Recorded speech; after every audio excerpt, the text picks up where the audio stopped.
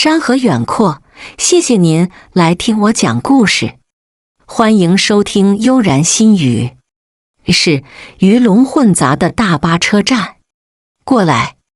左岩冰冷骇人的声音犹如密不透风的阴云，笼罩住穆楚楚。穆楚楚咬紧了唇，放在他身侧的手不可抑制地颤抖起来。他努力压下心底的恐惧，无意识地向后退。穆楚楚，不要让我再重复一遍！左岩冰冷地喊着，扬手抓住了他的手臂。不要！我不要跟你回去！穆楚楚使劲挣扎，用另一只手推他，脸上全是惊惧和恐慌。你为什么要来？只要你再晚一点出现，我就可以怎么样？远走高飞。左岩的声音陡然一冷，他停下脚步，松开穆楚楚。左岩突然的失力，叫穆楚楚还处于震战中。他不甘地瞪向左岩。左岩，这个曾经他最深爱的男人，现在却成了他纠缠不休的噩梦。你敢跑？是不是忘了你还在医院的妈？还是你连你妈妈的命都不要了？你想干什么？不要动我妈！穆楚楚心猛地一沉，瞳眸瞪大。左岩漫不经心抬手，他的保镖将手机举到了穆楚楚眼前。屏幕中，保镖伸手拨下了木母的氧气管，紧接着，滴，连接着木母身体的仪器发出剧烈的蜂鸣声。紧绷在穆楚楚心里的一根弦骤然崩断，他的心底阵阵发凉。他怎么可以让人？不要！穆楚楚的眼泪夺眶而出，他快速地到左岩面前，不要伤害我妈。他怎么折磨她都行，就是不要伤害她的妈妈。快让他们住手！穆楚楚眼眶泛红，泪水在她的眼眶打着转儿。她抑制不住，抓住了左岩衣服的前襟摇晃。我求你了，我跟你回去，你说什么我都听你的。那道蜂鸣声还在持续，医生赶到病房，给木母采取急救措施。左岩冰冷的手指按压在穆楚楚的脸上，拭去她脸上的泪，这样才对。要是再逃跑，就别怪我无情了。他的语气轻缓平和，就像无色无味的剧毒，一点点腐蚀他的心脏。穆楚楚望着他，那仓皇疏离的眼神，好似在看最熟悉的陌生人。左岩勾唇冷笑，将穆楚楚打横抱起，送上了高调奢华的豪车。看着飞速闪过的浮光掠影，穆楚楚眼光暗淡，蜷缩在角落，声音里透着死气。是不是要把我折磨了，你才甘心？左岩微凉的指尖板过他的脸，压低声线，在宁熙动完手术之前，你都要给我好好活着。穆楚楚目光瞪得直直的，用力用指甲扣着车门，似乎这样就能缓解他心上的疼痛。自从他知道左岩跟他结婚的真实目的，他就一直想办法逃跑，可每一次都会被抓回来。被抓回来后，迎接他的是一次比一次更为严重的惩罚。先是穆家破产，再是穆母重病，左岩是在将他一步步逼上绝路。他的心口只剩一片悲凉，他连呼吸都是痛的。他穆楚楚在他左岩眼里什么都不是，只是一个用来给江宁熙移植肾脏的工具人。哐！铁锁碰撞，发出刺耳的响声。穆楚楚坐在地上哭红了眼，她的手脚被铐上了镣铐，而连接着镣铐的铁锁锁在了床头。她就这样被囚禁在了这方寸之地。咔嗒，房门被左岩的助理穆罕默打开，跟着他一同进来的还有2个穿着白大褂的医生。医生们在穆楚楚身旁蹲下，一言不发就开始给他做身体检查。穆寒默将一份文件送到了穆楚楚面前。穆小姐，签字吧。穆楚楚瞟了一眼文件上触目惊心的大字，捐献协议。穆楚楚的眼眶又开始泛起水光，这4个戳心大字不留情面地提醒着他左岩的无情与残忍。穆小姐，签吧，别让我们难做。穆寒默沉声补充道：“先生一直在帮夫人找合适的肾源，说不定过几天就找到了，你就不用动手术了。”夫人。穆楚楚反复咀嚼着2个字，左岩让你这样叫江宁熙的。他和左岩结婚1年多，整栋别墅的人都叫她穆小姐。他以为只是他和左岩的感情还没到那一步，原来只是夫人另有其人。他深吸了一口气，忍着夹住在心口的疼痛，接过了穆寒默递过来的文件，快速翻过纸页。他的手被纸张划伤，心也在看到里面的签字后更加鲜血淋漓。受捐助人江宁熙的签字是左岩签的，他认得他的字。穆楚楚的眼泪不受控制地往下掉，他哭着哭着开始笑，一边笑一边哭，签下了自己的名字。穆寒默等医生给他做完身体检查，就带着医生离开房间。房间归于寂静，穆楚楚仰头望着天花板。恍惚间，他想起了跟左岩的初识。那时，他去工厂偷拍，被一群工人堵住，是左岩犹如天神般降临，将他救出水火之中。从那时起，他的心里就藏着一个他。但现在想来，他情愿自己在那天出事，也不愿再爱上左岩。他是人间至毒，能够叫他是心蚀骨，痛不欲生。穆楚楚就这样想着，直到天色渐沉，整个房间都镀上了一层灰蒙。林妈开了门，把餐盘丢在了他面前，赶紧吃饭，吃完我还要收拾。发了黄的米饭被放在地上，还散着骨馊味。穆楚楚知道那是他上回吃剩下的。他动了一下，身上的铁链发出碰撞后的巨响，心脏一点点的紧缩，压抑到极点的情绪在这一刻骤然爆发。拿开！我不吃。他是人，不是狗。你还来脾气了？林妈骂骂咧咧，要不是先生说你要养好身子给夫人捐器官，我管你。林妈抓了把馊饭就往穆楚楚的嘴巴塞，给我吃下去，别连累我跟着你一起受罚。放开我！穆楚楚剧烈挣扎起来，那酸臭的味道侵入她的口腔，她恶心的想吐。林妈掐着穆楚楚的下颚，不断地塞。房间里的灯光骤亮，左岩站在门口，看到眼前的画面，轻蹙起眉头：“你们在干什么？”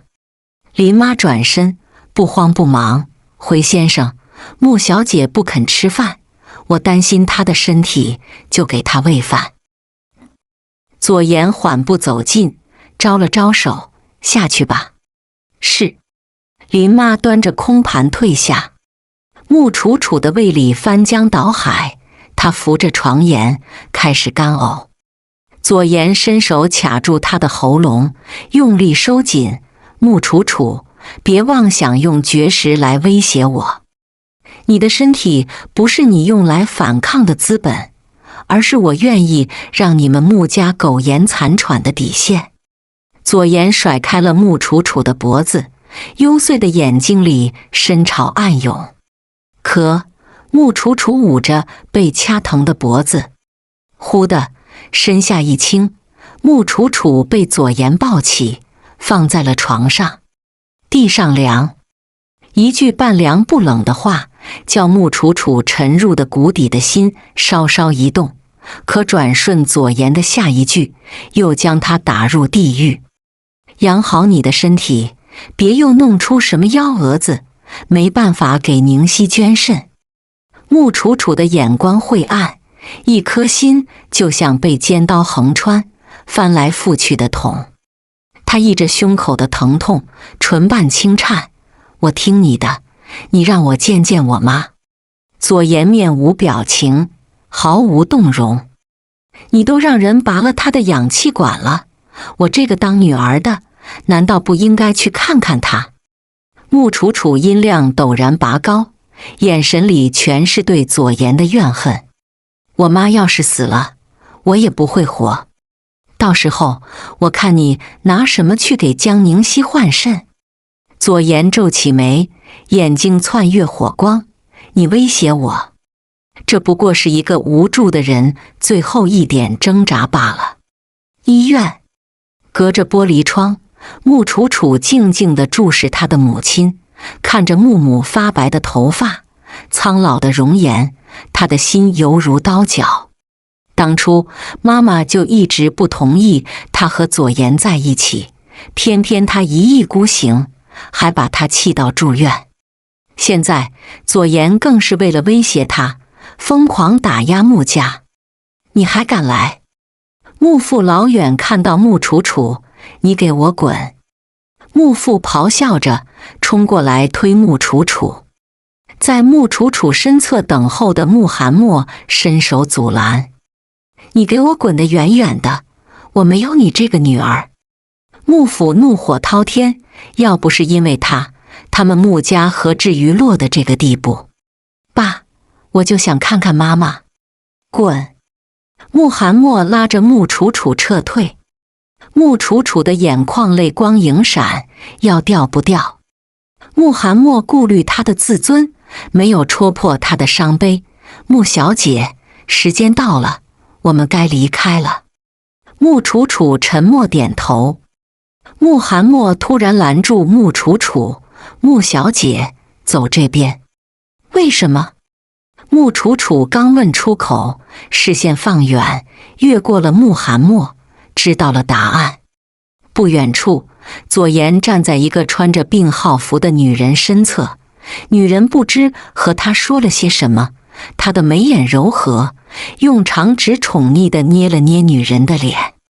穆楚楚蓦地一怔，她原以为像左颜这样的人不懂什么是温柔，原来只是他的温柔不属于他。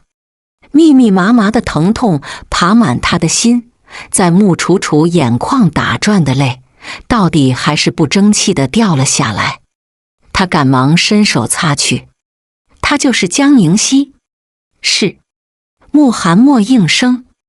穆楚楚自嘲一笑，转身，走吧，换条路走。不等穆寒墨开口，左颜的声音犹如破空冷箭，毫无征兆地架在穆楚楚的脖子上。站住！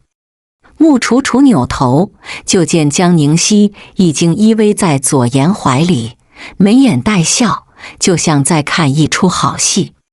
阿言，他就是你娶进门的人。左颜执起他的手，在唇边触碰，瞎说。我要娶的只有你，我跟他也不算结婚，都没领结婚证。左颜凉薄地瞟了穆楚楚一眼，只是他自己凑上来，暂时在我那里借住。你放心，这些年我一直在等你，我的心里只有你，不会有旁人。听着左颜的一字一句，穆楚楚才知道他叫停自己，只是为了在江宁熙面前证明自己的清白。还真是可笑，他用一腔深情去爱左颜，但在左颜眼里，他根本不配拥有姓名。江宁熙撅嘴，带了点娇媚的憨态，你就知道骗我。我没骗你，不信你问穆寒墨。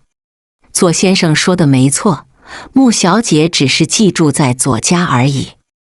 穆罕默恭恭敬敬地行礼：“左先生一直在等你，夫人。”看着他们3个人一唱一和，穆楚楚眼角发涩，张了张唇，想说点什么，偏偏一个字都说不出口。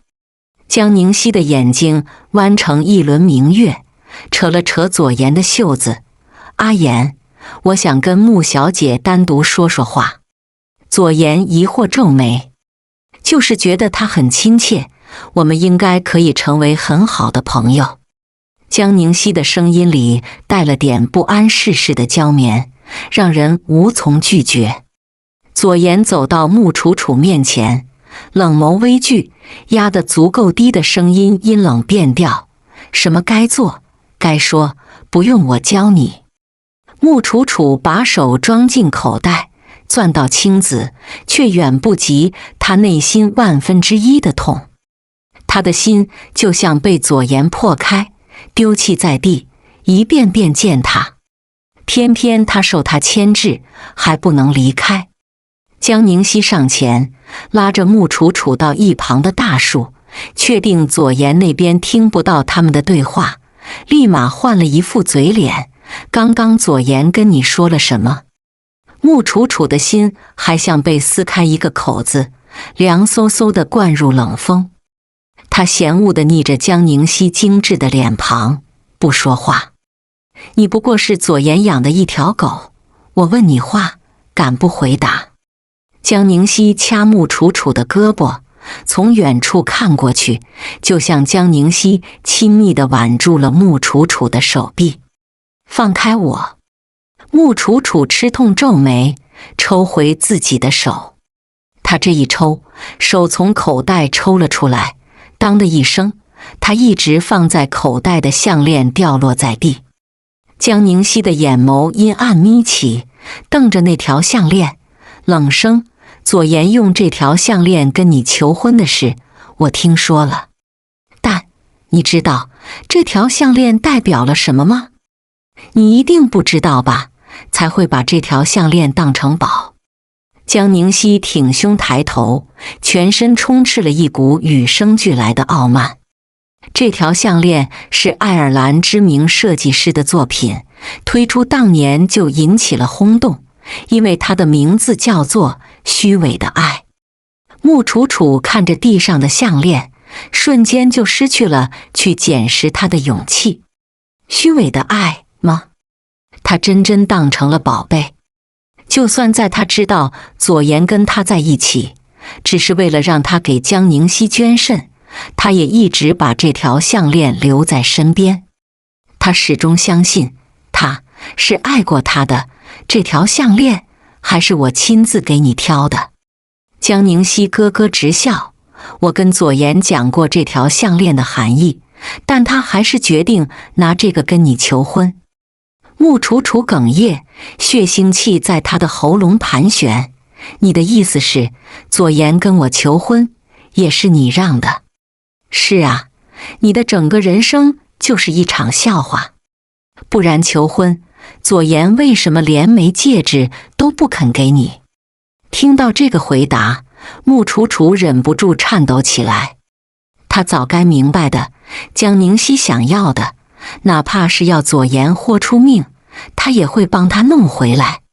更何况只是求婚，只是戴上虚伪的面具，和他求婚，和他做一场名义上的夫妻，这就受不了了。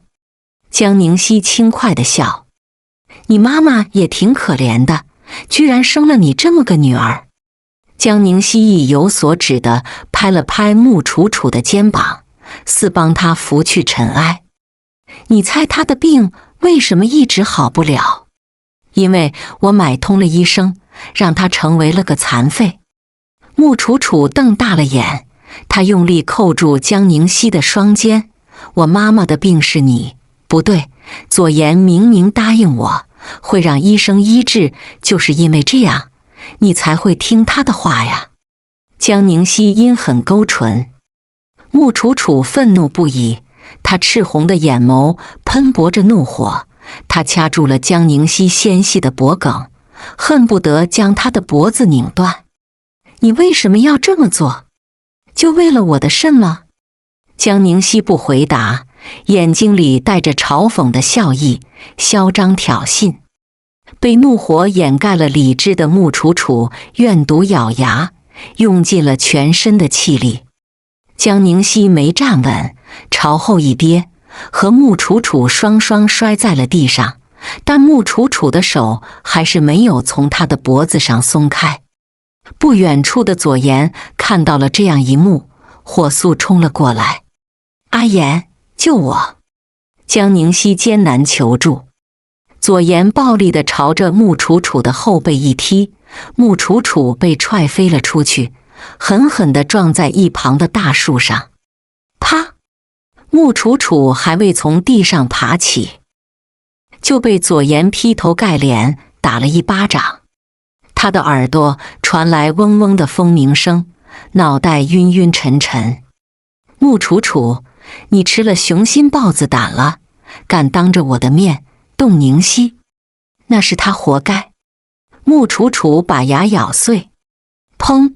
盛怒中的左岩又照着穆楚楚的小腹来了一脚，穆楚楚摔在了地上，连滚了3圈。一时间，他全身被疼痛包围，疼得他没办法从地上起来。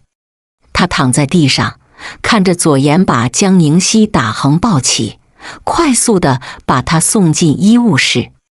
他的眼眶又开始发涩，眼泪一点点模糊了他的视线。别墅灯火通明，穆楚楚坐在餐桌前，眼神涣散地摇晃着红酒杯。咔！响亮的关门声叫他回神。左岩走到他面前，愤怒地瞪着他。穆楚楚自嘲一笑，他没什么好解释的，不管他说什么，左岩都不会相信他。坐下来吧，有多久我们没有在一起好好的吃一餐饭了？见左岩没有理他，穆楚楚给他倒了一杯红酒，送到他面前。他的脸色有些憔悴，许是因为他今天踹了他几脚，行动也有些迟缓。左岩冰冷深邃的眼眸似要将穆楚楚冻僵，他恼怒地夺过他手里的红酒杯，一饮而尽后，你又想耍什么花样？穆楚楚望着他，忽地伸手撩动他脸上冷硬的轮廓。左岩嫌恶地扣住他的手，穆楚楚却没有理会，自顾自地说话，这还是我们第一次在一起喝酒。左岩甩开他的手，拉了把椅子落座。穆楚楚眼眸微暗，跨坐在他的腿上，微凉的指尖暧昧地划过他的喉结。左岩，要我？穆楚楚，你恶不恶心？左岩的眼底泛起戾气，猛地攫住穆楚楚的下巴，用力一甩。穆楚楚的笑容里藏着几分暗淡。到底，我们举行过婚礼，你难道不应该向我履行夫妻义务？穆楚楚眼神悲凉，拽住左岩的领带，还是说你不行？他们在一起这么久，他从来没有碰过她。他想替江宁熙守身，他偏偏不让他这样做。凭什么所有的苦，所有的难，都要他来和血吞？左岩的身体里突然有股邪火乱窜，作为一个成年人，他不会不知道这样的反应意味着什么。我在酒里边下了药。穆楚楚声线暗哑，你敢算计我？左岩的眼里染上喧嚣，如果他现在手里有把刀，他一定毫不犹豫地砍下穆楚楚的头。好，我倒要看看你有多欠。穆楚楚流出热泪，左岩，你到底有没有一刻爱过我？爱你？你做梦？左岩冷硬回答。穆楚楚声音微垂，是啊，我在做梦，在梦里应该就不难过了吧？这才发现穆楚楚不知道什么捏爆了红酒杯。红酒杯透明尖利的碎片刺入了他的胸口，鲜血横流。穆楚楚，你这个疯女人！左颜的音量陡然拔高，神情间闪过一丝慌张。穆楚楚憔悴轻笑，我穆楚楚宁愿死，也不愿意把我的肾捐给江宁熙。左颜顾不上训斥穆楚楚，把她打横抱起，送到医院。生平第一次，左颜对穆楚楚涌上一丝疼惜。医生，左颜衣衫不整，眉宇间全是焦灼。医生指挥着左颜，让他将穆楚楚放在病床上，然后把穆楚楚推进了手术室。手术室的大门关合的刹那，左颜神情恍惚地看着满手的鲜血。他明明就不喜欢穆楚楚，为什么在刚刚？他生怕他会出事。江宁熙闻讯赶来时，左颜正坐在医院走廊的长椅上，他的衬衫大敞着，裤子连皮带都没有系上。看到他这个样子，江宁熙不会不清楚他跟穆楚楚做过了什么。江宁熙攥紧双手，指甲在掌心划出道道痕迹。阿言，江宁熙敛起情绪，走到左颜面前，面上是温和婉柔的。出什么事了？为什么穆助理说穆楚楚突然进医院了？左颜错开江宁熙的视线，没有回答。江宁熙故作善解人意，在他一旁坐定，伸手拉了拉他的手臂，别担心，有医生在，他不会有事的。我怎么可能会担心他？左颜口不对心，我只是担心他那个样子还能不能进行手术。对，他只是怕穆楚楚没办法把肾捐给江宁熙，他根本就不在乎穆楚楚的死活。江宁熙盯着左颜直看，眸子深处是一片阴暗，就连他都听出左颜话里的虚假，但他没有表露出来，把头靠在了左颜肩膀上。手术得延迟一段时间，在这段时间，我会尽力找，看看还没有其他合适的肾源，如果有，他就不用给你。左颜的话还没说完，江宁熙的脑袋从左颜的肩膀歪斜下去，整个人紧闭着眼，倒进了他的怀里。宁熙，宁熙，病房。左颜握着江宁熙的手，目光深切地凝望着他。医生战战兢兢地汇报江宁熙的病情，夫人的病况是越来越糟糕了，恐怕等不了多长时间，要尽快动手术了。左颜抬眸瞟了医生一眼，医生继续说道：至于穆小姐，她的病情倒不是有多严重，就是刺中的那地儿已出血，但不会有什么致命伤，简单缝合下就好了。医生欲言又止，穆小姐是不是学过医呀？手法很专业呀。对上左颜吃人的眼，医生没敢再往下说。左颜怒火滔天，所以那个女人是故意演戏给他看的。他的手指收拢成拳，指节咯咯直响。他怎么敢？左颜怒气冲冲杀到穆楚楚的病房，隔着玻璃就看到一个穿着白大褂的男人站在穆楚楚床前。男人轻伸手摸了摸穆楚楚的额头，他的眼神盛满星光，似是眼里心里全是穆楚楚。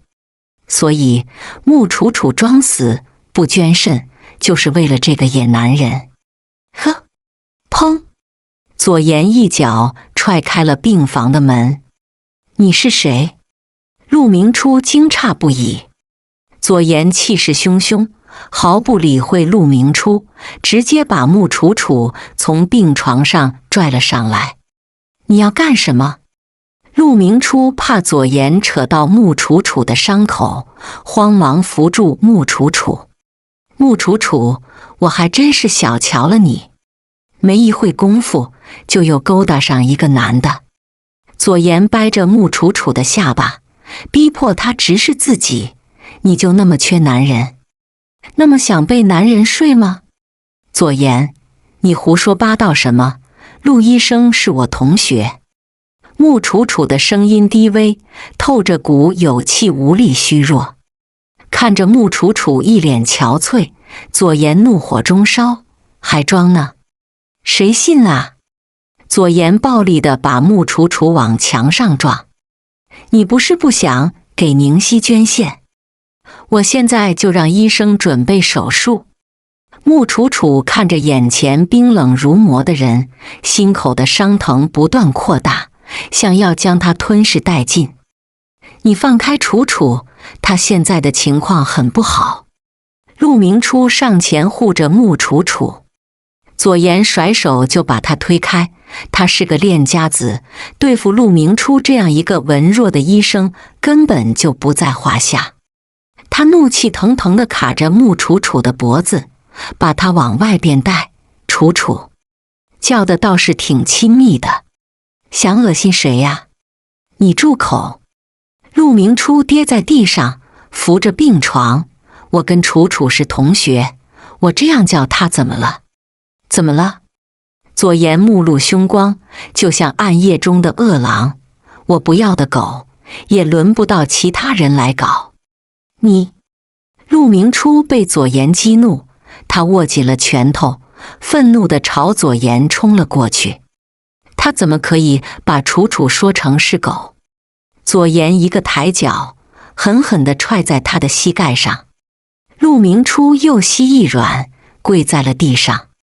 穆楚楚本就破碎的心，在听到左颜的那句话时，像是渗透了盐水，疼得无法呼吸。他拼了命的挣扎，你放开我！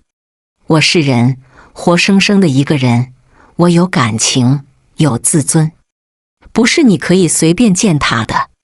穆楚楚发了疯地拍打着左颜，他用他的全部去爱他，他就是这样去回报他的深情的。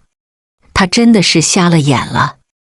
穆楚楚歇斯底里，他睁不开左颜的钳制，他就用嘴去咬左颜。穆楚楚，左颜吃痛，甩手就给了穆楚楚一巴掌。穆楚楚的脸都被打得红肿，他红着眼，带着愤怒和悲凉看他。左颜背着光，像是残暴的恶魔，这都是你自找的。穆楚楚被左颜关进了一个大铁笼，锁在医院的大堂。左颜，你放我出去！穆楚楚抓住铁笼的铁栏，拼命摇晃。左颜阴狠勾唇，置若罔闻。左颜，你不要太过分了，你凭什么这样对楚楚？陆明初被左颜的保镖压着，他使劲狰狞，好不容易突破了保镖的禁锢，快速朝铁笼跑过去时，就被左颜一脚踹中腹部。陆明初整个人飞出1米远，其他保镖紧跟其上，按压着陆明初，让他的脸在地上摩擦。来往行人不少，不由对笼子里的穆楚楚指指点点。穆楚楚的尊严像被放在了太阳底下炙烤，他卑微的无处遁形。与此同时，穆父将穆母放在轮椅上，将她推出病房。医生说了，你要多到外面散散心。穆父语重心长。穆母靠在轮椅上，全身上下都不能动，只有一双眼睛滚动了一下，似在回应穆父的话。经过大厅，穆父自言自语，那怎么挤了那么多人？发生什么事了？我带你过去看看吧。穆父把穆母推了过去，视线越过人群，看到了铁笼里的穆楚楚，穆父肺都快气炸了。他放下穆母，推开众人，挤了过去。楚楚！穆父抓着铁笼，怒视那些看守的保镖，谁干的？他的瞳孔紧缩，气狠狠地咬着牙。即便对穆楚楚有怨，但在见到女儿受难时，他这个做父亲的绝对会在第一时间站出来。爸，穆楚楚在见到穆府后，眼泪喷薄而出，所有的委屈在一刻上升到了极点。穆府愤怒咆哮：快把我女儿放了！那些保镖没有收到左岩的命令，没人敢行动，甚至架着穆府要他远离铁笼。穆府和他们纠缠在一起，人群破开缝隙，坐在轮椅上的穆母看到了被囚挂牌的女儿，她瞪大了双眸，呼吸剧烈起伏。她在轮椅上挣动，但她根本无法突破自身的束缚。她的眼眶泛红，痛苦地滚出热泪。穆母的心口像被一只密不透风的大爪攥紧，随着她情绪的低落，疼得愈发厉害，她的呼吸也越来越困难。哎，这轮椅上病人是怎么了？还在和那些保镖纠缠的穆府猛地回头，就看到穆母从轮椅上倒了下来。他震愕地跑到穆母身边：医生，医生呢？快帮我叫医生！手术室的门口亮起了红灯。穆楚楚被左岩放了出来，和穆父一起陷入焦急的等待。不久，手术中的红灯熄灭了。穆楚楚的心咯噔了一下，他双眼通红地看着穆父，再望向手术室的大门。映入眼帘的是鲜明的白色的布盖。不会的，他不相信。穆楚楚激动得全身颤抖，他冲上去想要拉开白色的布盖，却失去了勇气。穆父悲痛欲绝，掀开白布。穆母紧闭双目，安详睡去。穆楚楚唇瓣轻颤，哭得喘不过气来。如果妈妈没有看到她受辱的一幕，就不会是她不好，是她不孝。她不仅害得穆家潦倒，现在更是害死了妈妈。穆楚楚悲哭着，跟穆父一起把穆母送进了太平间。穆寒墨出现在角落，朝他招手。穆楚楚拭去泪水，走了过去。穆小姐，快跟我去动手术，夫人不行了。穆楚楚苍凉了一笑：我妈妈没了，穆小姐，我理解你的心情，但你要是不过去，按左先生的脾气，说不定还会迁怒。穆寒墨点到为止。穆楚楚把唇咬得出血，跟着穆寒墨离开。左岩阴质站在手术室门口，残冷地看着他进去做检查。左岩，我不爱你了。穆楚楚的眼睛还是红肿的，声音沙哑，还带着哭腔。检查室的门即将关合上，左岩烦躁地扯开领带：我不稀罕。穆楚楚的身影在他的视线里消失。没多久，左岩去处理公司的事情，接到了穆寒墨的电话：左先生，穆小姐不见了，你们干什么吃的？这点小事都干不好，还不赶紧给我找！左岩暴躁地挂断电话，折返医院，拨打穆楚楚的手机。出乎意料的，穆楚楚接通了他的电话，声音平和：左岩，我不会给江宁熙捐肾的，我不欠你们的。从前我是因为爱你，所以才会忍受你的欺辱，但现在我穆楚楚不要再受这样的委屈了。穆楚楚，你给我回手术室去！左岩咆哮。左岩，我妈妈是因你而死的。她作为一个母亲，亲眼看着自己的女儿受辱，悲愤而死。这种心情，你能体会吗？穆楚楚擦去眼泪。左岩压低油门，在接近医院时，就看到了天台上穆楚楚单薄的身影。那一刻，他的心蓦地一凉。穆楚楚，你要干什么？穆楚楚深吸了一口气，左言，你根本就不配得到幸福。我祝你永失所爱，永远找不到适合江宁熙的肾，眼睁睁地看着心爱的人去死。话落，穆楚楚从高楼纵身而下，没有一丝丝留念。穆楚楚落地是一片鲜红，炙热鲜艳的血从她单薄的身体里流了出来，像是怎么也流不完。周围的人围住了穆楚楚。穆楚楚承受着剧痛，瞪大了绝望而又不甘的双眼。让一让，大家伙让一让！医院的医生和护士全都跑了过来，把他抬上了推床，推向了急救室。而左岩把车停在了大门口，直接跑了过来。触目血红，他的心口突然一疼，双腿阵阵发寒虚软。穆楚楚跳楼了，他要死了？不会的，像他那样的人，怎么会舍得轻易去死？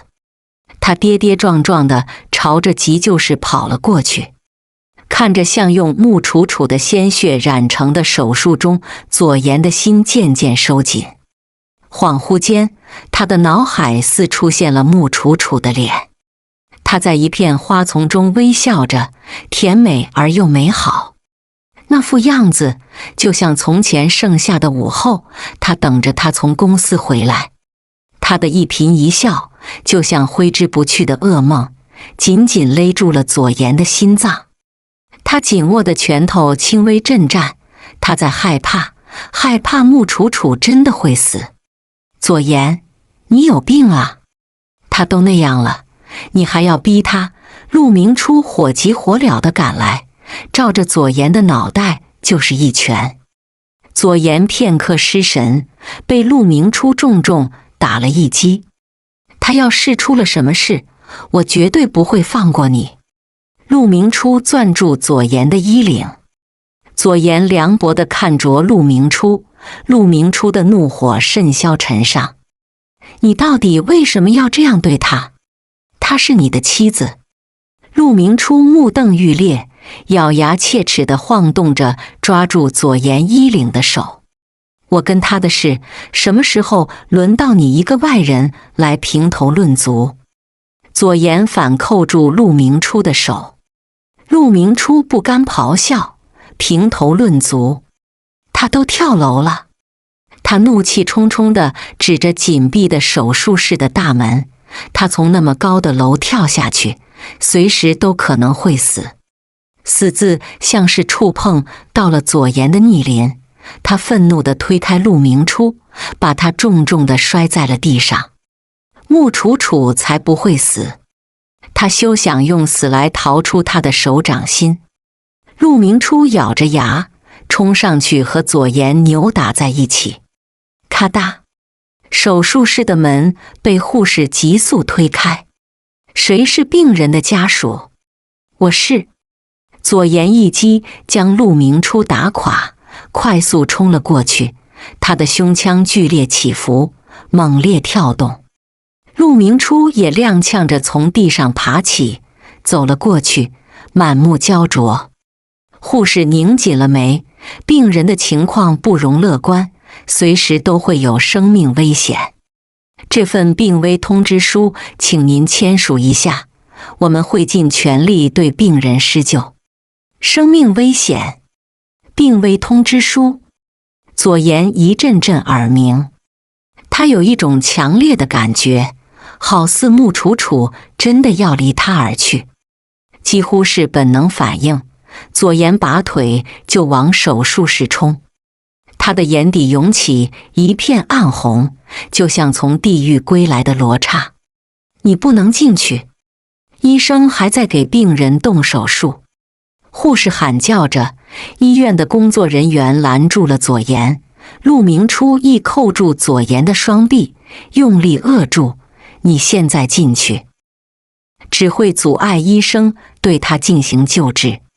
左岩呻吟着紧闭的手术室，闭上眼，他好像就能看到穆楚楚浑身是血的模样。他是那样的脆弱，就好像他会静静躺在手术台上，默默死去。穆楚楚，你一定不可以有事！左颜咆哮出声，一股热血在他的身体里横冲直撞，他快要控制不住自己。他的心口更像是被捅入了一把尖刀，在反复翻搅。在这一刻，他才知道，原来穆楚楚对他来说无与伦比，他不能没有他。陆明初观察着左颜的反应，他原先以为左颜对穆楚楚只有利用，但现在看来似乎并不是那样。他的心里应该是有穆楚楚的，可为什么他要对他那么残忍，残忍的不给他留下一线生机？左颜从护士的手里抢走了病危通知书，一向镇定自若的他彻底乱了阵脚。他握着笔的手在颤抖，他仓促地签下了自己的名字。给我救活他！他就像草原上最凶猛的恶狼，眼睛里只有嗜血的杀戮。护士被他的眼神震慑，点了下头，带着病危通知书回到了手术室。手术室的门再次关闭，将左颜隔绝在外。左颜的心被一种莫须有的沉痛堆累，他迈着沉重的步伐走到了墙角，一拳又一拳地打着。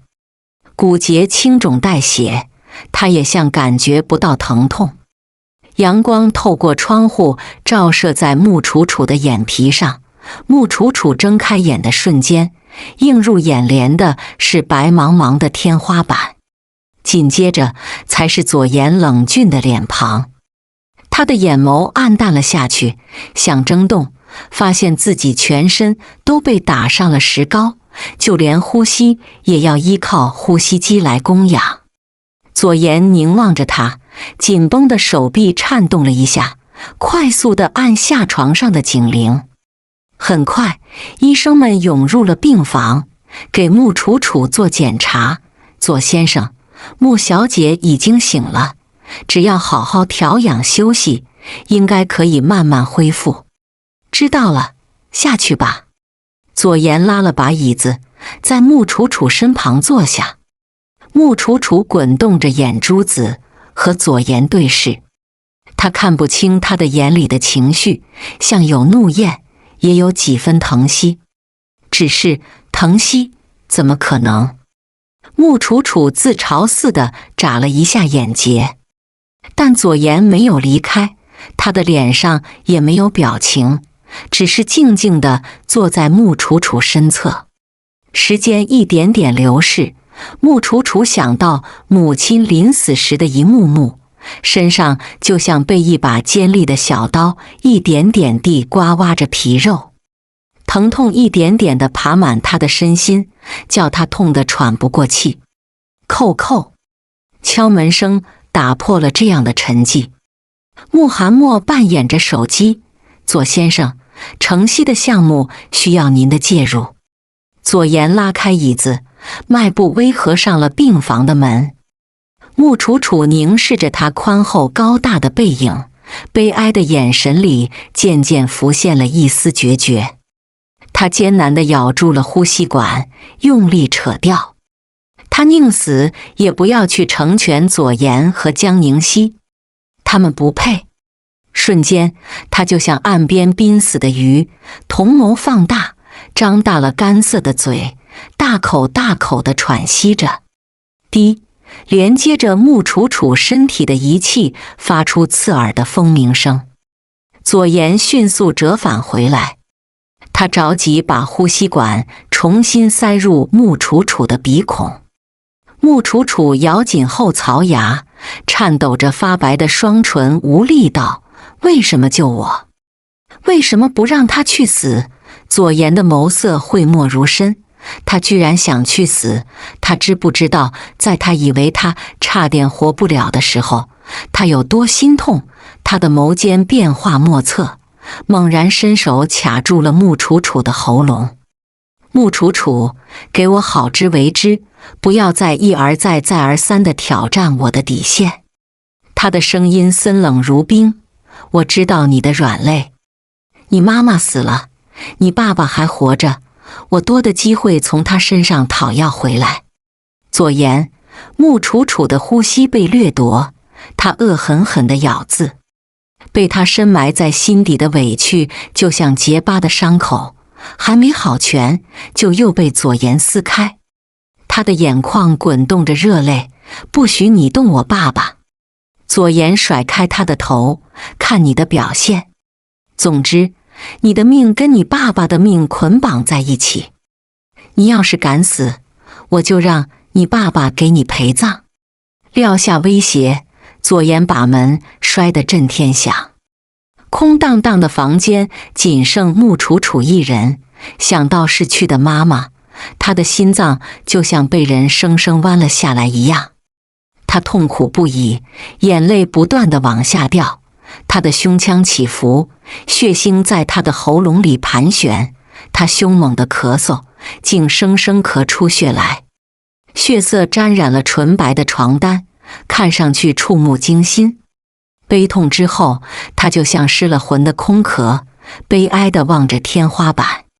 左言呢？我问你，左言呢？江宁熙坐在病床上，暴怒地把床头柜上的花瓶砸了出去。面前的护工谦卑地避闪开，低身下去收拾狼藉。左先生在穆楚楚那，又去穆楚楚那，他去那干嘛？江宁熙精致好看的脸上狰狞扭曲，全然无往日甜美清纯的模样。穆楚楚不是跳楼了吗？左先生应该是担心夫人您的肾源出问题的，才去他那的。护工连忙解释。江宁熙双手交叉在胸前，火气愈发上扬。他当然知道左言是去干什么，但他就是不爽。那种人随便找个护工陪着就是了，左言居然亲自看护。他抓起杯子又往护工身上砸去。这一次护工没有躲开，被杯子砸到了手。护工隐忍着，默不作声地收拾碎片。江宁熙见护工一副软柿子样，想要继续拿捏，手欲往床头柜上的其他东西上抓时，病房的门突然打开，左言修长挺拔的身影就出现在病房门口。江宁熙立马翻身而起，下床要去帮护工捡时，哎呀，张姨，你怎么那么不小心？护工一阵诧异，怎么回事？左言嗓音低沉发问。张姨不小心打碎了花瓶。江宁熙故作柔弱地叹了一口气，我都跟他说了，做事小心一点。护工挪唇想要说点什么，到底咽了下去。那左先生，我就先下去了。说着，护工拖着碎片离开了病房。江宁熙把左言拉到了病床前，想要依偎进左言的怀里，却被左言不动声色错开。阿言。江宁熙愣了一下，凝望着左言强硬冷冽的脊背。左言的目光透着几分冷淡疏离，后退了一步。我会想办法给你找新的肾源的，再耐心等待一段时间。江宁熙的脸色白杀了下来。好。江宁熙站起身，试图拥抱左言时，却被他躲开了。你好好休息吧，我会再来看你。说着，左言就离开了。江宁熙看着他的背影从病房消失，一滴泪从他的眼角流了下来。他昂头擦去，眼睛里全是满满的妒恨。一定会是那个穆楚楚使了什么花招，才会让他对他这么冷淡。哼，他会让穆楚楚知难而退的。都给我让开！我要进去见我的女儿，你们凭什么拦我？穆父在病房门口和左言的保镖推攘。他一听说穆楚楚跳楼的消息就赶来了。他的妻子才刚刚离世，他绝对不能让他的女儿也跟着出事。左先生说了，没有他的命令，谁也不能进入。保镖嗓音冷冽。穆父满心满眼只有穆楚楚，莽头就闯。保镖阻拦着他，三人拉锯了起来。穆楚楚在病房听到了穆父的声音，生怕那些保镖伤了他，拼了命的拧动，但他的身体还打着石膏，动不了，全是伤痛，一动，眼泪和冷汗就不断地从他的身体分泌出来。穆楚楚咬紧牙关，好不容易才扬起脖颈。砰！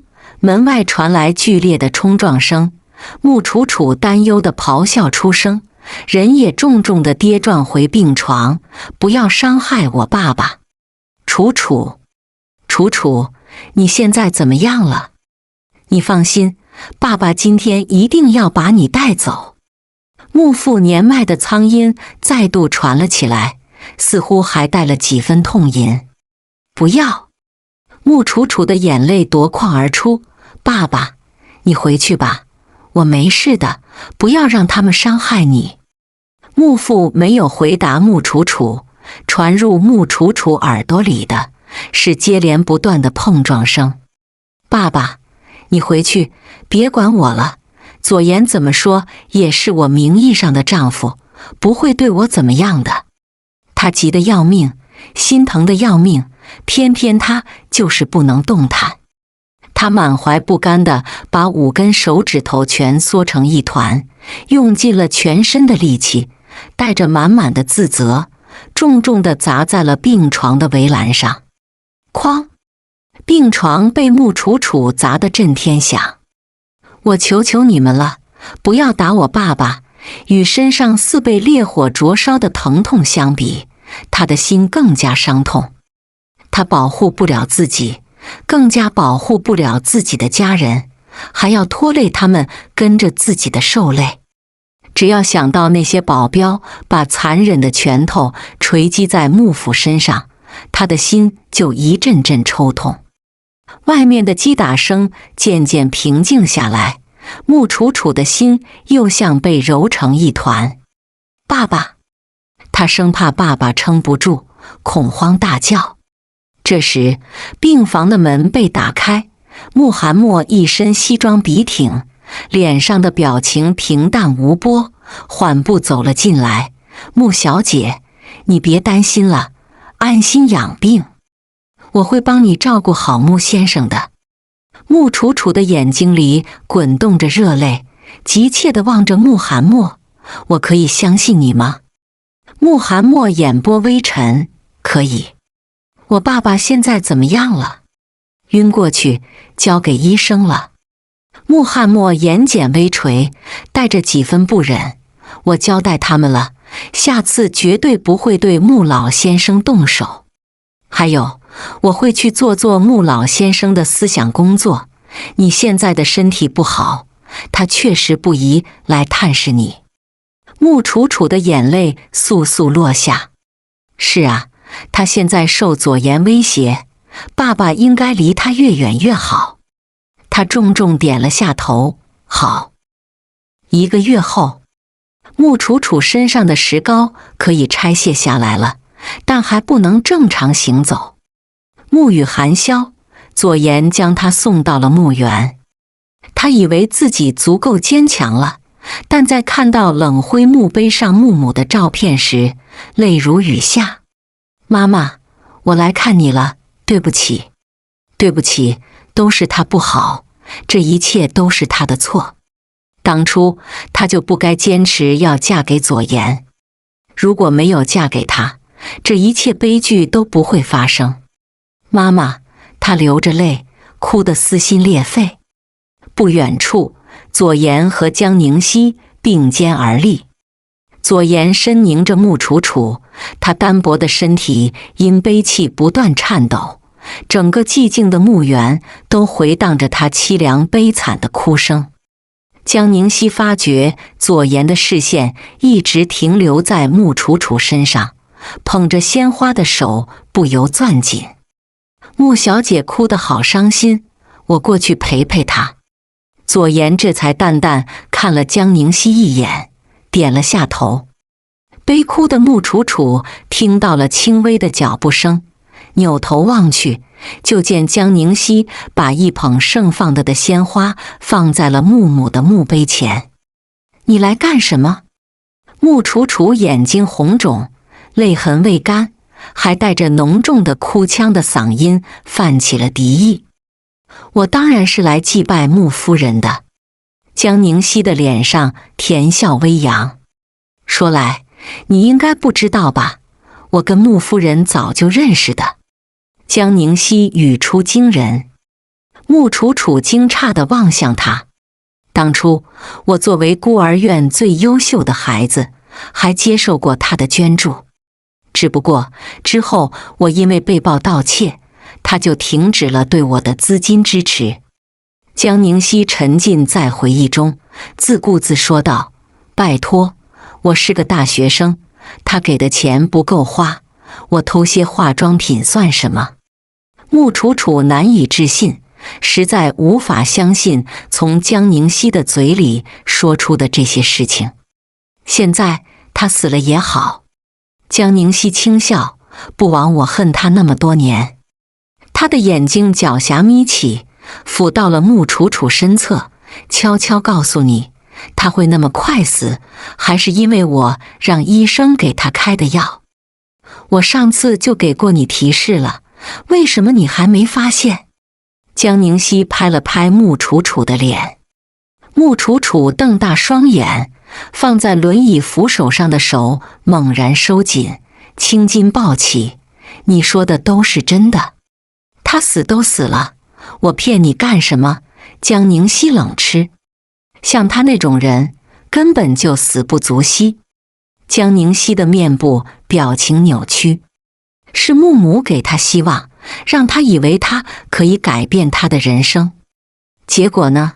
呵呵，他受过的苦，承过的难，就让他的女儿来扛。穆楚楚咬紧牙关，妈妈那么好，那么善良，却碰上了江宁熙这么一匹白眼狼。他的心底涌上了浓浓的悲哀，除此之外，还有愤然。妈妈会死，都是眼前这个该死的女人害的。现在你知道真相了，你能那么怎么样？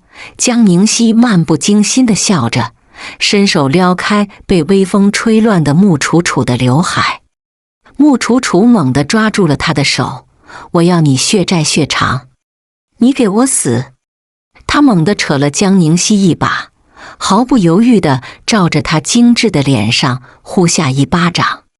江宁熙被他打得有些发懵，踉跄后退，摔在了地上。穆楚楚杀气腾腾，转着轮椅朝江宁熙亲逼过去。江宁熙在地上不断后退，惊声尖叫：阿言，救我！不远处的左颜一直在观察着这边的情况，见到江宁熙被打趴，马上奔跑了过来。穆楚楚怒气汹汹，不断加速要去撞江宁熙。就在他以为他可以撞上江宁熙时，轮椅就被左颜抬腿抵着。穆楚楚，你又发什么疯？给我滚开！左颜，这是我跟他江宁熙的事。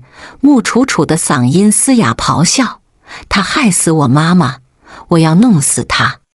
阿言，楚楚应该是悲伤过度，他的情绪很不稳定。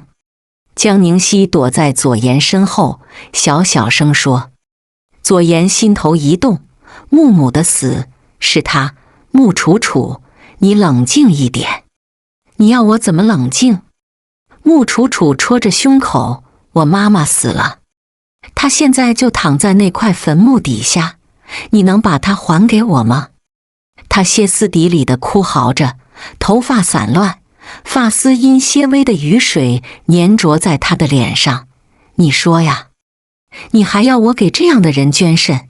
左颜，你他妈没病吧？穆楚楚痛苦万分，他想要狠狠地报复江宁熙，但他现在的身体支撑不住。他的哭嚎直击左岩的心脏，左岩不忍地避开了他的视线。穆楚楚握着轮椅的扶手，他咬着牙，运尽全身的力气，让自己勉勉强强地站了起来。他走了2步，就承受不住，倒在了江宁熙的身上。在左岩反应过来的同时，他就用力地掐住江宁熙的脖子，死！给我去死！阿言，江宁熙被穆楚楚抓住脖子，呼吸困难。穆楚楚，给我松开！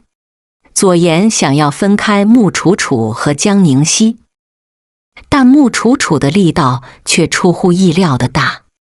我不行了！江宁熙挣扎着，瞳孔一点点放大，眼神逐渐涣散。眼看江宁熙就要被穆楚楚掐死，左岩按捺不住，抬腿踹中了穆楚楚的后背，力道极其迅猛。穆楚楚没有防备，被他踹出了几米远。穆楚楚倒地，全身剧痛，因身体没好全，一时还不过劲，站不起来。宁熙，左岩赶忙将江宁熙抱起，下意识地回头看了穆楚楚一眼。穆楚楚气得直捶地面，他不甘仇恨的眼睛里飙出热泪。不知怎的，那一瞬间，左岩觉得有点喘不过气。江宁熙将左岩的反应看在眼底，拽了拽他的衣袖：“阿言，我好疼，好难受。”左岩收回目光，抱着江宁熙离去。躺在地上的穆楚楚也被穆寒墨带回了医院。刚躺上病床，穆楚楚就听到医生说：“不好了，夫人的病情恶化，要马上进行手术，完成换肾。”伴随着这句话，穆楚楚被推向了手术室。“我不要！左岩，就因为我之前爱你，我就要去救江宁熙。”“凭什么？”穆楚楚手脚并用，风一样的在病床上挣扎着。“左岩，你没有权利要求我去给那个女人捐肾。放开我，让我出去！”穆楚楚的喊声到底还是被手术室的门隔绝。手术室外，左岩靠着墙，焦躁地来回踱步。他点了根烟，烟火一路烧了上去，灼烫着他的指节。他却迟迟走神，不知在想些什么。3个小时后，护士慌慌张张地从手术室跑了出来。“不好了，穆小姐在手术的过程中大出血，已经不行了。”站在原地的左岩犹如五雷轰顶，他正晃地看着护士的嘴巴张合。他整个人像是置身于凛冽的山巅，被骤然袭来的狂风猛卷。什么叫不行了？就是抢救无效，穆小姐已经死亡了。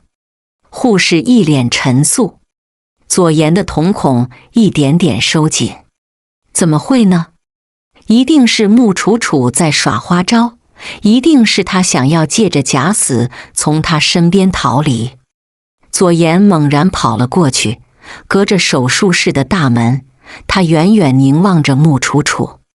他紧闭着眼，他的身上还接连着管子，有一些血迹还凝固在手术台的边缘上。那一瞬间，他失去了走过去的勇气。但您放心，江小姐的手术很顺利，很快就能康复的。护士跟过来补充道。这阵子，他们这些在医院的工作人员都知道，比起穆楚楚，左岩更在意江宁熙。左岩攥紧了护士的领子，目露凶光。那他呢？他怎么变成这样了？手术前，你们给他做过检查，确保他可以进行捐献手术的。左岩赤红着眼眸咆哮。护士被左岩的眼神领到，可手术总是会有风险的。而且，就算穆小姐的各项指标没有问题，但她之前跳过楼，身体有损伤，确实不适合再继续进行手术。这一点您也是清楚的。是，她确实清楚。就是因为太清楚，她才会毫不犹豫地让穆楚楚做手术。左岩的心像是被凭空出现的冷箭击穿，疼得他喘不过气。他颓然松开了护士，深切地望着手术室里的穆楚楚。他从来没有像现在这样认真地注视着她，她的脸苍白无色，唇瓣被咬出了血，沾染了一抹嫣红。明明只有咫尺的距离，他却觉得他离他很远很远。他还记得1年前，他还只是刚毕业的大学生，跑到医院实习，却意外介入了违禁药品的调查。那个时候，他就已经在密切地关注他。他看着他出事，看着他被药品厂的员工围堵，然后他就恍如天神般降临，为的就是虏获他的心，让他心甘情愿地为江宁熙捐肾。在这一刻，左岩好似才意识到自己的残忍，他像是失去了五感，一步步走到他身边。他修长的手指覆盖在穆楚楚的五官上，摸着她的脸，冰凉刺骨。穆楚楚，起来，不要装死。他的语气愈演愈烈，他握住她纤瘦的不堪一握的肩膀，给我醒过来，不然我就对付你爸爸。他不想每次都这样，但看着眼前没有声息的人，他还是用上他最惯常的威胁。穆楚楚，左岩咆哮着，他全身都被一股寒意与怒意包裹。他不信穆楚楚会就这样死去。给我醒过来呀！你不是不要捐肾吗？起来反抗啊！他用力地晃着穆楚楚单薄如纸的身躯。穆楚楚，他的力道猛烈，震晃的手术台发出惊响。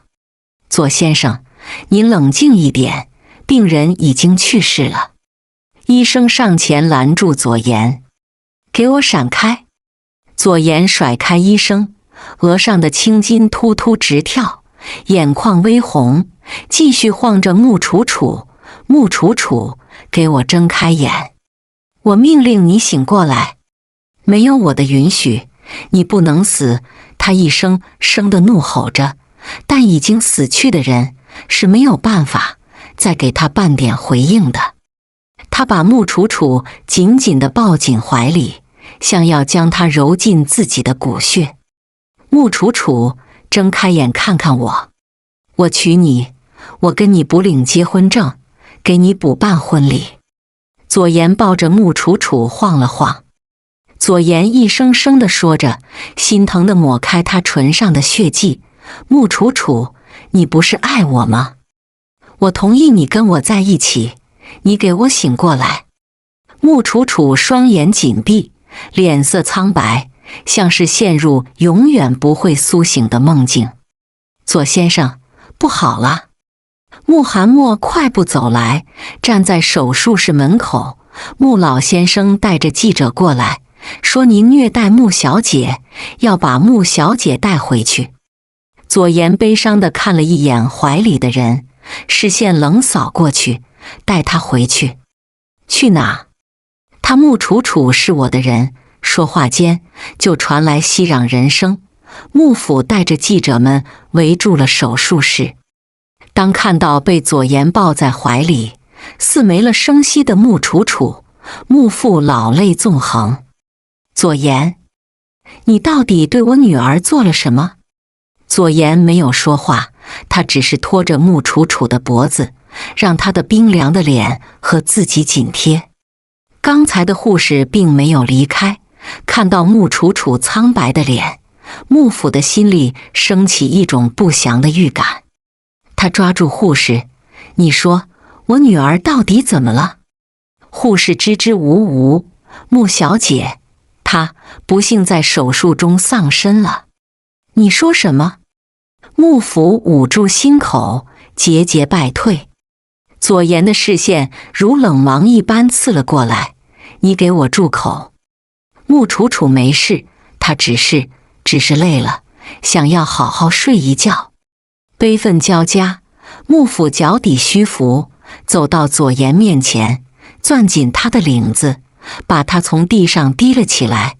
左岩，你不是人，我女儿那么爱你，为了你不惜一切，你就是这样回报她的。你难道真是眼瞎心盲，不能感受到她对你满腔的爱意？左岩被幕父带着，看着穆楚楚从他的怀里跌落，他几乎是下意识推开了幕府，去重新抱起穆楚楚。他怎么会不知道穆楚楚爱他？他就是仗着穆楚楚对他的爱，才敢有恃无恐。跟着幕父前来的记者们将长枪短炮对准了手术室的门，闪光灯疯狂地闪个不停。穆罕默忙于将记者们隔绝在外，一时忽视了左岩这边的情况。左岩，我的女儿今年才23岁，她的人生才刚刚开始。现在穆父悲痛欲绝，苍老的脸上是一个父亲的无奈与痛心。你害死了她，我绝对不会放过你。沉痛中，他抓住了架子上的手术刀，拉着左岩的肩膀，把手术刀捅入他的身体里。左岩低头看了一眼，疼痛在一瞬间到达顶峰，扩散至他全身，可远不及他身上的疼痛。他的唇突然裂开，向上扬起。他可以躲开的，但他没有。他想，这样他就能去陪穆楚楚了吧？他欠穆楚楚的，总能还清了吧？看着左岩的身体里源源不断地流出鲜血，穆父唉声大笑，一边哭一边笑，癫狂至极。怎么出血了？那个人把刀捅进了左先生身体。听到记者们的议论声，穆罕默猛地回头，就见左岩躺在地上，腹部流着鲜血，却还在地上爬行，想要抵达到穆楚楚身边。而穆父的脸上是哀痛的决绝。砰！幕府冲向一旁的墙壁，毫不犹豫地撞击了上去。鲜血像朵妖冶的罂粟，在瞬间四溅。第12章，抢救无效。站在原地的左岩犹如五雷轰顶，他正晃地看着护士的嘴巴张合，他整个人像是置身于凛冽的山巅，被骤然袭来的狂风猛卷。什么叫不行了？就是抢救无效，穆小姐已经死亡了。护士一脸沉肃，左岩的瞳孔一点点收紧。怎么会呢？一定是穆楚楚在耍花招，一定是他想要借着假死从他身边逃离。左岩猛然跑了过去，隔着手术室的大门，他远远凝望着穆楚楚。他紧闭着眼，他的身上还接连着管子，有一些血迹还凝固在手术台的边缘上。那一瞬间，他失去了走过去的勇气。但您放心，江小姐的手术很顺利，很快就能康复的。护士跟过来补充道。这阵子，他们这些在医院的工作人员都知道，比起穆楚楚，左岩更在意江宁熙。左岩攥紧了护士的领子，目露凶光。那他呢？他怎么变成这样了？手术前，你们给他做过检查，确保他可以进行捐献手术的。左岩赤红着眼眸咆哮。护士被左岩的眼神领到，可手术总是会有风险的。而且，就算穆小姐的各项指标没有问题，但她之前跳过楼，身体有损伤，确实不适合再继续进行手术。这一点，您也是清楚的。是，他确实清楚。就是因为太清楚，他才会毫不犹豫地让穆楚楚做手术。左岩的心像是被凭空出现的冷箭击穿，疼得他喘不过气。他颓然松开了护士，深切地望着手术室里的穆楚楚。他从来没有像现在这样认真地注视着她，她的脸苍白无色，唇瓣被咬出了血，沾染了一抹嫣红。明明只有咫尺的距离，他却觉得他离他很远很远。他还记得1年前，他还只是刚毕业的大学生，跑到医院实习，却意外介入了违禁药品的调查。那个时候，他就已经在密切地关注他。他看着他出事，看着他被药品厂的员工围堵，然后他就恍如天神般降临，为的就是虏获他的心，让他心甘情愿地为江宁熙捐肾。在这一刻，左岩好似才意识到自己的残忍。他像是失去了五感，一步步走到他身边。他修长的手指覆盖在穆楚楚的五官上，摸着她的脸，冰凉刺骨。穆楚楚，起来，不要装死。他的语气愈演愈烈，他握住她纤瘦的不堪一握的肩膀，给我醒过来，不然我就对付你爸爸。他不想每次都这样，但看着眼前没有声息的人，他还是用上他最惯常的威胁。穆楚楚，左岩咆哮着，他全身都被一股寒意与怒意包裹。他不信穆楚楚会就这样死去。给我醒过来呀！你不是不要捐肾吗？起来反抗啊！他用力地晃着穆楚楚单薄如纸的身躯。穆楚楚，他的力道猛烈，震晃的手术台发出惊响。左先生，您冷静一点，病人已经去世了。医生上前拦住左岩，给我闪开！左岩甩开医生，额上的青筋突突直跳，眼眶微红，继续晃着穆楚楚。穆楚楚，给我睁开眼！我命令你醒过来，没有我的允许，你不能死！他一声声地怒吼着，但已经死去的人是没有办法再给他半点回应的。他把穆楚楚紧紧地抱紧怀里，像要将她揉进自己的骨血。穆楚楚，睁开眼看看我，我娶你，我跟你补领结婚证，给你补办婚礼。左岩抱着穆楚楚晃了晃。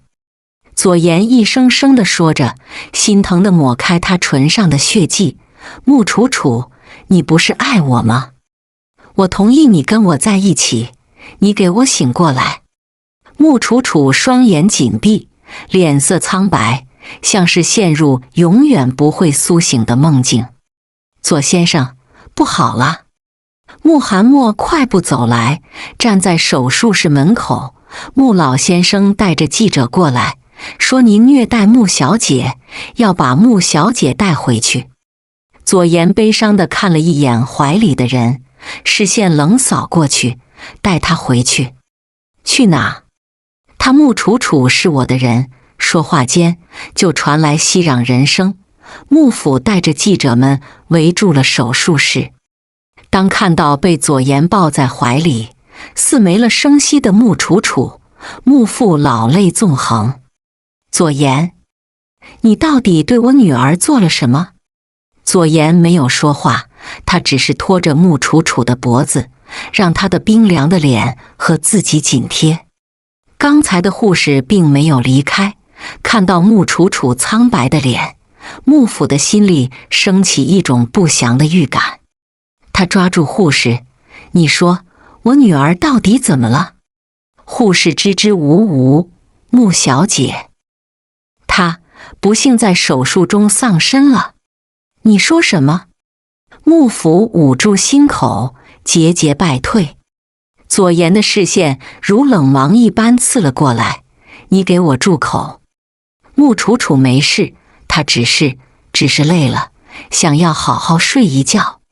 悲愤交加，穆府脚底虚浮，走到左岩面前，攥紧他的领子，把他从地上提了起来。左岩，你不是人，我女儿那么爱你，为了你不惜一切，你就是这样回报她的。你难道真是眼瞎心盲，不能感受到她对你满腔的爱意？左岩被木父带着，看着木楚楚从他的怀里跌落，他几乎是下意识推开了木父，去重新抱起木楚楚。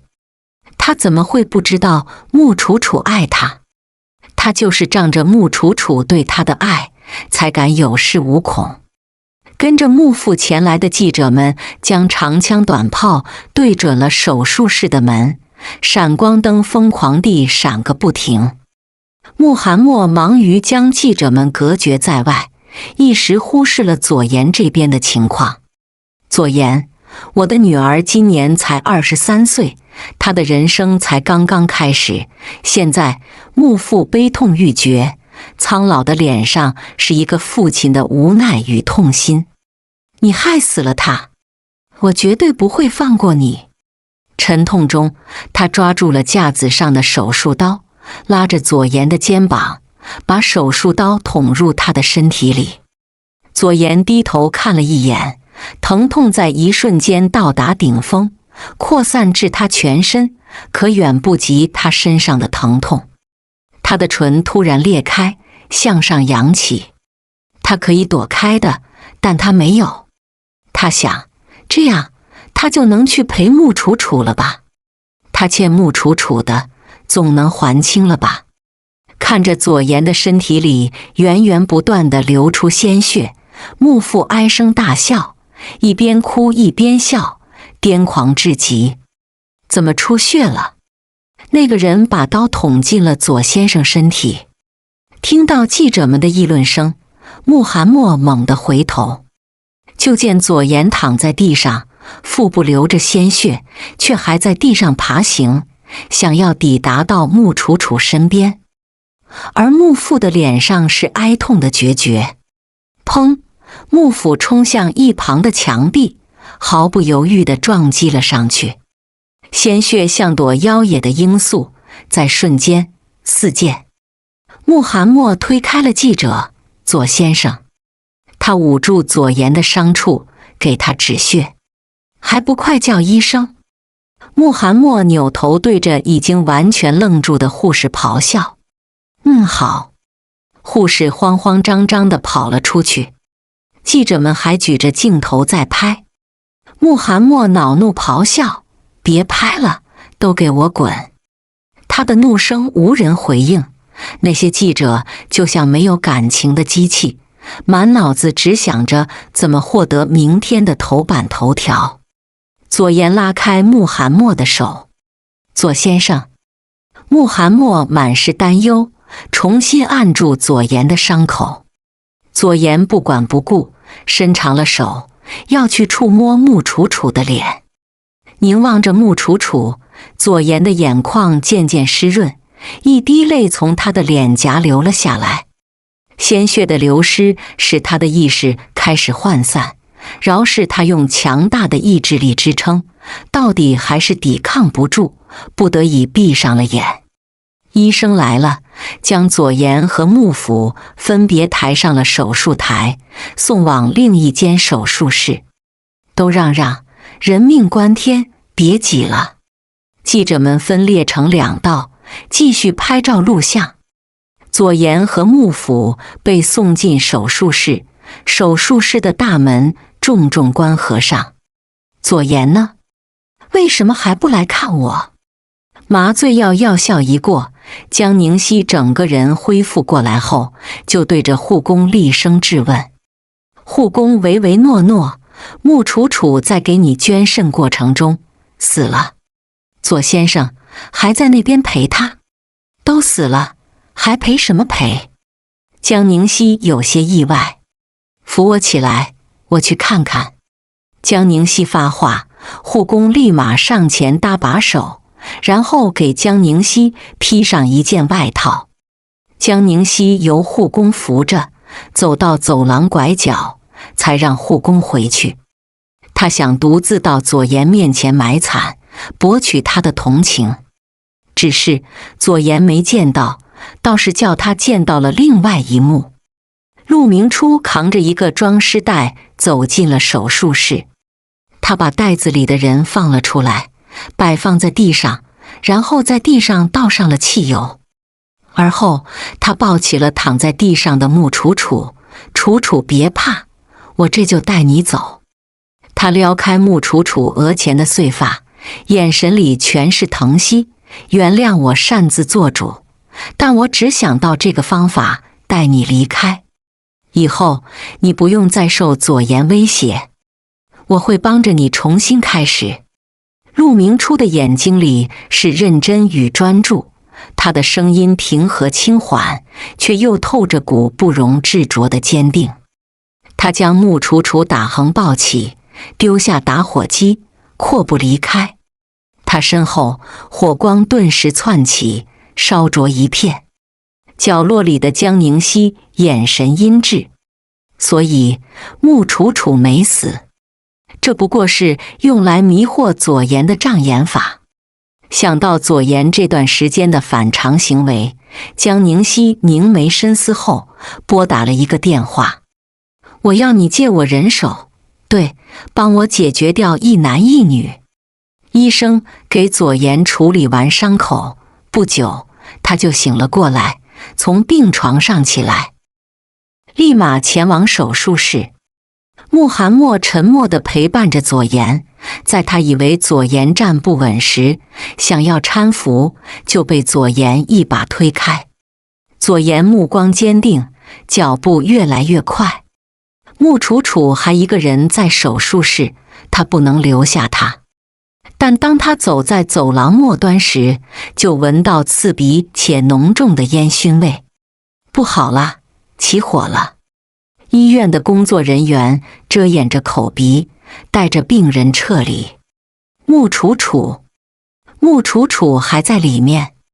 左岩踉踉跄跄地奔跑了起来，看着前面的火光燎烧了一片，心紧揪成一团。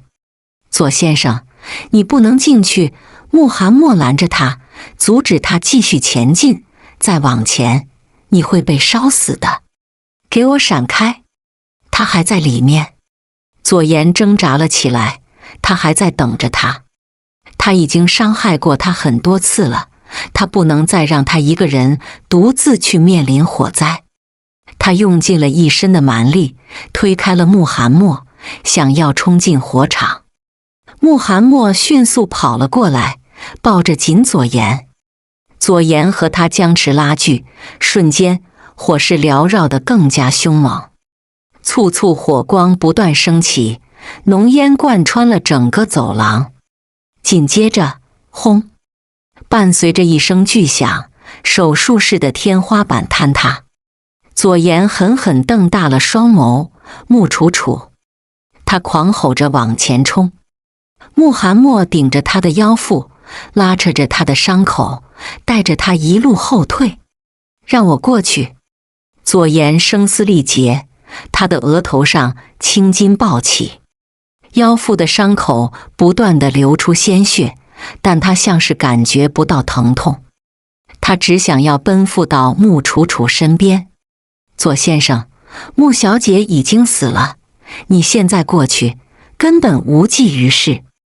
穆寒默咬牙扯着他，你闭嘴！穆楚楚没死，她在里面好好的活着。左岩怒声咆哮，在里面等着我去接她。轰！手术室还在坍塌。左岩失力跪在了地上，双膝摔得火辣辣的疼，鲜血粘着着他的衣服。他一身狼狈，脸上的表情颓然失意。左先生，穆寒默按住左岩的肩膀。左岩的脸上一片悲痛，和穆楚楚相处的一帧帧画面全部在他的脑海里放映。他按住自己的心口，那里是空落落的疼。从前他对穆楚楚有多狠，现在他的心就有多痛。他跪在废墟之间，悲哀地望向被烟火烧灼的焦黑的天花板。左岩，你根本就不配得到幸福。我祝你永失所爱。眼睁睁地看着心爱的人去死，他决绝的话语永存他的心间，就像世间制毒，将他的心脏一点点腐蚀。林间小道，树影斑驳。陆明初开着车，透过后视镜看了眼沉睡中的穆楚楚。可穆楚楚轻咳着醒了过来。楚楚，陆明初温和的声音传入穆楚楚的耳朵。穆楚楚的头脑尚未清明，这里是……我跟给你动手术的医生是好朋友，我让他打给你打了麻醉，伪装你已经死亡的假象。陆明初解释，我这就带你离开，你再也不用受左岩的……砰！陆明初的话音未落，车子就被一辆突然出现的面包车追尾。躺在后排的穆楚楚因惯性震颤了一下，从座位上起来。发生什么事？陆明初观察后视镜，驾驶着面包车的司机戴着头套，只露出两只杀气汹汹的眼。砰！后面的面包车又撞了上来。陆明初直觉不对，猛踩油门加速，面包车紧跟而上，砰砰砰，又连撞了陆明初的车子好几下。高速行驶中的车子被撞得偏移，陆明初狂打方向盘，车轮失去了控制，撞在一旁的大树上。车子熄火，陆明初攥着车钥匙，一时难以重启。在他们后面的面包车停了下来，下来了5个拿着钢管的壮汉。那些人迅速包抄了陆明初的车辆。哗！为首的壮汉用钢管敲碎了车窗，然后把粗壮的手伸进车里，开车门，把穆楚楚拉了出去。穆楚楚还未完全恢复过来，站都站不稳，就摔跌在地。楚楚！陆明初叫着穆楚楚的名字，开车门冲出去，想要保护她。但他刚下车，就被其余的壮汉用钢管包围。陆明初没有轻举妄动，他竟处在原地。哎，我看这女人挺好看的，哥几个一块耍耍。为首的壮汉把穆楚楚提了到半空，用他油腻的手去捏穆楚楚的下巴。我看可以，左先生不是说了吗？就算把人弄死，他也会帮我们摆平。啪！穆楚楚瞪直了眼，拍开壮汉的手。他的眼神怨毒，满满都是对左岩的恨意。他居然丧心病狂到这种程度，在知道陆明初帮他假死后，居然还要赶尽杀绝。他的血液在沸腾，他恨不得血刃左岩。壮汉顺势松手，穆楚楚就又摔了回去。这一次，他的手按在了粗糙的地面，划破了掌心，渗出了血珠。他禁不住皱眉，却引得围观的众人一阵哄笑。陆明初趁着众人的注意力转移，操起身侧的壮汉的钢管，对着他的脑袋迅猛敲击了下去。哎呦！壮汉挨了这一下，捂着脑袋痛叫。陆明初一手抓着钢管，一手就要去抓穆楚楚。穆楚楚站不起来，不忍拖累陆明初。学长，你先走吧，别管我了。不行，要走一起走。陆明初俯下身去抱穆楚楚。也就在他轻身的空当，那些人又重新围住了陆明初和穆楚楚。刚刚被陆明初偷袭的人龇牙咧嘴，拿走同伴的钢管，在手里掂着。就在这时，直升机在空中盘旋，因剧烈的轰鸣声引起了众人的注意。从直升机上降下来一架软梯，几个穿着净裤套装的男人从软梯上下来，快速落地，赶到了陆明初和穆楚楚身边。那几个壮汉瞬时明白他们的来意，立马要进行防御。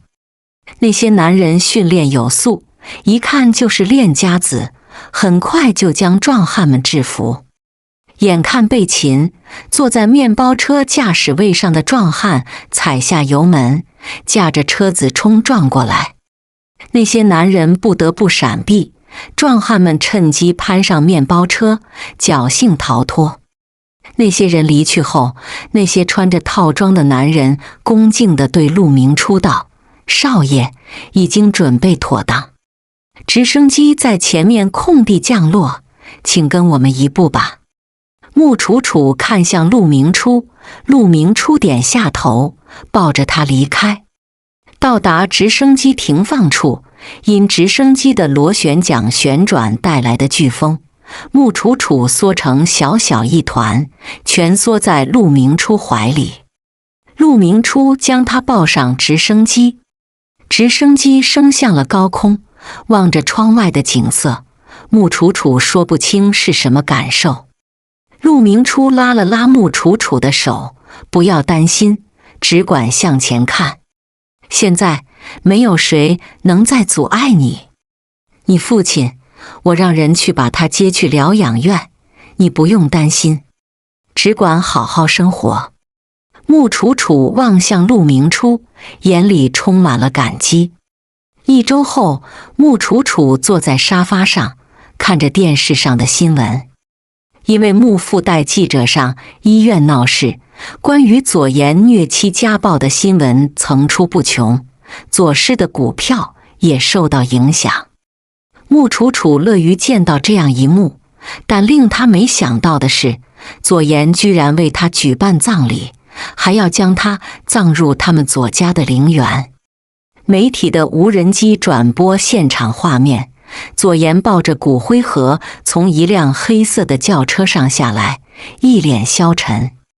穆楚楚握紧了拳头，看得血脉喷张。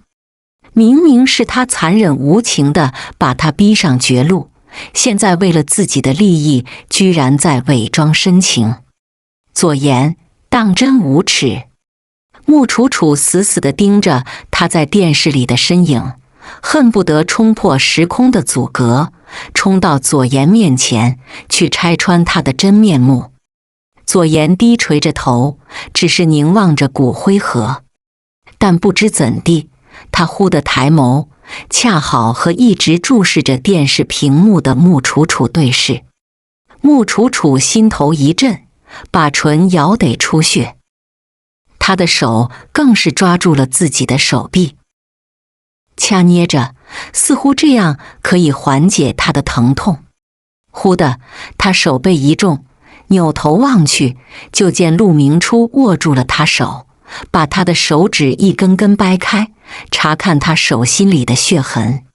楚楚，你过去经历的那些伤痛，全都不是你的错，你不该这样伤害自己。陆明初紧皱着眉头，委屈密密麻麻地爬满穆楚楚的胸腔，他的眼眶泛起了水光。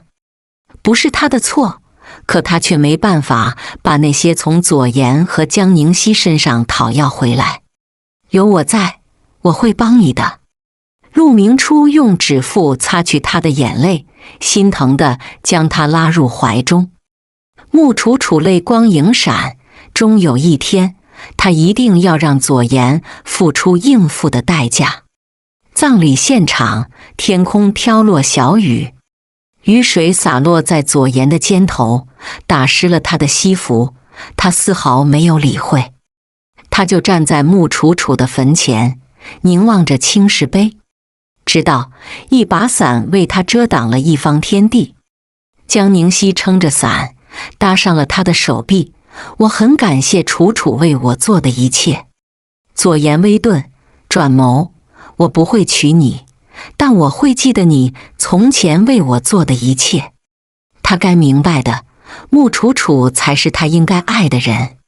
可他走了，他也就不会再爱。江宁熙愣了一下，瞪大了双眼，难以置信：“你说什么？”左岩垂眸，那年年少，他的父母成天为了离婚吵架，整个家分崩离析。他在一场大雨中跑了出去，那时江宁熙就是这样为他撑伞。他以为他是爱江宁熙的，但直到现在，他才发现，他爱的不过是年少时的恰巧的契机，无关情爱，他只是想要给自己可以振作下去的信念。他要的从来只是雨过天晴的那一道光，可以驱散他人生的阴霾，让他不对生活失去信心。所以，就算那个人不是江宁熙，只要向他伸出援手，他一样会对他永远难忘。不可以，左岩，不可以。江宁熙抱住左岩：“我把心给了你，我爱你。你是不是因为我用了穆楚楚的肾，所以才这样说的？我可以把肾还给他的，只要你要我。”江宁熙慌乱无比，左岩掰开他的手，冷身远离。江宁熙的眼睛流出眼泪，他暗暗咬牙，他做了那么多，绝对不是为了让左岩拒绝他。离开穆楚楚的葬礼后，左岩就直接回家，去了他和穆楚楚的别墅。他打开酒柜，取酒，闷头就灌。就这样，从白天到天黑，他接到了一通电话：“左先生，不好了，江小姐自杀了。”接完电话，左岩就让穆寒墨来别墅接他到医院。他到时，江宁熙还在急救室抢救。左岩坐在走廊的长椅上，内心烦躁不已。他点了根烟，吞吐烟雾。他希望江宁熙可以活着，可他注定要辜负他一腔情深。早就在他不经意间，他就把心给了穆楚楚。只要想到穆楚楚，他的胸口就忍不住隐隐作痛。急救室的大门终于打开，左岩迎了上去：“他现在怎么样了？”“已经脱离危险，好好休息调养，没什么大问题。”医生如实回答。紧接着，江宁熙就被推了出来，送往病房。左岩坐在他床头，看着他的脸色惨白，没有血色，双眉紧紧地拧结在一起，像是在承受着巨大的痛苦。看到这样的江宁熙，他又想到了穆楚楚。穆楚楚动完手术后，就是这样脸色惨白地安睡过去，再也没有苏醒。他的指节收紧，心脏像被两股拉力拉扯着，生生扯成两半，只剩下淋漓的鲜血在源源不断地流。为什么要做这种事？左岩的声音带着几分薄凉。江宁熙睁开眼，顶着惨白的脸，握紧了左岩的手。“阿言，我爱你，我说了，我不能没有你，我要嫁给你，和你在一起。”江宁熙说着，眼泪倏然跌落。因为流泪，他的脸上更显病态。他的虚弱憔悴不是装出来，左岩突然的变化叫他乱了分寸，他只能兵行险招，服用安眠药。刚刚医生给他洗胃，他难受的不行。现在结束了，他仍觉得有根管子捅着他的喉咙。但你说，你不要我，我的人生还有什么意义？江宁熙梨花带雨：“我只是个孤儿，我这一辈子飘零无依，没有你，我根本活不下去。阿言，你曾说我给你了救赎，但你何尝不是我的救赎？你把我地狱里救了出来，给我希望和光。现在你要将我生命中最后一点美好夺走，我不愿意，我不同意。”江宁熙扑进左岩的怀里，委屈啜泣。他正挂着吊瓶的手因动作幅度加大，血液逆流，看上去触目惊心。可我不爱你。左颜拉开江宁熙，你应该好好活着。江宁熙的心口为之一震，他真的喜欢上了穆楚楚。江宁熙疯狂摇头，泪流满面。左颜站起身，好好休息吧，我会再来看你。在他转身之际，江宁熙紧紧抱着他，阿言，你不能这么残忍。你从过去的阴影走了出来，就要留下我一个人。阿言，不要丢下我。江宁熙拉着左颜的手去触摸自己的胸口，这里只能为你跳动，失了你，我失去全世界。左颜一点点收回自己的手，可你要的爱，我注定给不了你。江宁熙擦去眼泪，没关系，我们可以在一起，互相舔舐伤口。只要你让我留在你身边，只要你让我陪着你。最后一句话，似曾相识，穆楚楚也对他说过。那时他将穆楚楚娶进门，他对他的甚势在必得，就对他失去了耐心。他就是这样对他说的。但跟江宁熙说这句话的神态不同，他是在笑的。左颜突然觉得丝丝心痛，时隔这么久，他才读懂他笑里的伤。每一个在家等待他的夜晚，他有多孤单、落寞。左颜不忍垂眸。1年后，左氏新品发布会，工作人员正在介绍左氏最新的产品。左颜一身西装笔挺，气宇不凡地站在后台等候上场。接下来就让我们欢迎左氏集团总裁左颜。全场掌声雷动。左颜款步上台，全场瞩目。台下的江宁熙站在正前方的位置上，紫色的长款礼服完美地勾勒出她的身线，殷红的脸上一片娇羞，因为左颜会在今晚公布他们的婚讯。这1年里，她一直在努力，即便得不到左颜的心，但能坐稳左太太的位置，她也愿意。他浅笑勾唇，听着左颜致辞，直到听到左颜那句接下来向各位隆重介绍我的未婚妻江宁熙。咔，聚光灯打在了江宁熙身上。江宁熙微笑点头，尽情享受她人生的最高光时刻。而后她提裙优雅上台，啪啪啪，全场掌声不绝。江宁熙有意无意地靠近左颜，想让媒体多拍些照片。他甚至可以想象明天的热搜会是什么样子。左颜神秘未婚妻曝光，江宁熙脸上堆满笑意，嘴角怎么也压不下来。而在他们看不见的角落里，有一个穿着黑色礼服的女人，头戴花式纱帽，挡住半边脸，冷漠地看着这一幕。发布会结束，左颜接受媒体采访，江宁熙则被送往休息室。他一进休息室，就被躲在门后边的男人抱住。那男人穿着花衬衫，戴着大金链，从后边圈住了江宁熙的纤腰。江宁熙快速关上了门，拍打着男人：“要死了，你怎么过来了？我要不过来，你是不是就要变成左颜的老婆了？”男人捏着江宁熙的脸就亲：“江宁熙，当初你可不是这样跟我说的。你说你接近他，就是为了帮我解决资金危机，随带治病，怎么治着治着成了人家的未婚妻了？”江宁熙抗拒地推嚷着男人。